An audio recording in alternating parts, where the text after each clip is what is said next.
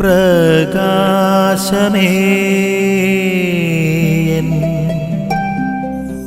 മിഴി തുറക്കുക വേഗം. സൗഖ്യദായകനായ ക്രിസ്തുവിനെയാണ് നമ്മളിവിടെ കണ്ടുമുട്ടുക.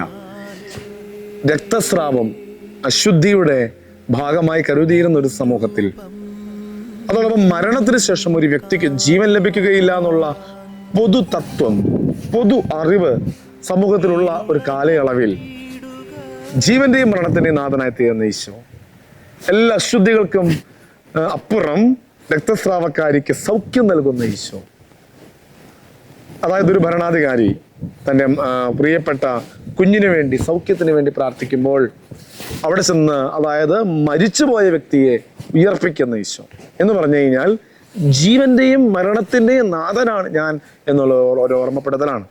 അതിനിടയിൽ തന്നെ രക്തസ്രാവക്കാരി കർത്താവിന്റെ വസ്ത്രാഞ്ചലത്തിൽ സ്പർശിച്ചാൽ സൗഖ്യം ലഭിക്കുമെന്ന് ഉറപ്പുള്ള രക്തസ്രാവക്കാരി അവരുടെ വിശ്വാസത്തിന് സൗഖ്യം നൽകുന്ന ഈശോ, ജീവന്റെയും മരണത്തിന്റെയും നാഥനായ ഈശോ, സൗഖ്യദായകനായ ഈശോ നമ്മുടെയൊക്കെ ജീവിതത്തിന്റെ എല്ലാ മേഖലകളിലും ശക്തി പകരട്ടെ എന്ന് ആത്മാർത്ഥമായി പ്രാർത്ഥിക്കുകയാണ്. പ്രതിസന്ധികളിൽ, രോഗത്തിൽ, മരണത്തിൽ, ജീവിതത്തിൽ ഒക്കെ കർത്താവിൻ്റെ സ്നേഹം നമ്മളെ നിറയട്ടെ. അതിന് ക്രൂശിതനും ഉദ്യതനുമായ ഈശോ, മരണത്തെ ജയിച്ച ഈശോ നമ്മെ സഹായിക്കട്ടെ. ആമേൻ. നിൻ വഴിയേ നടക്ക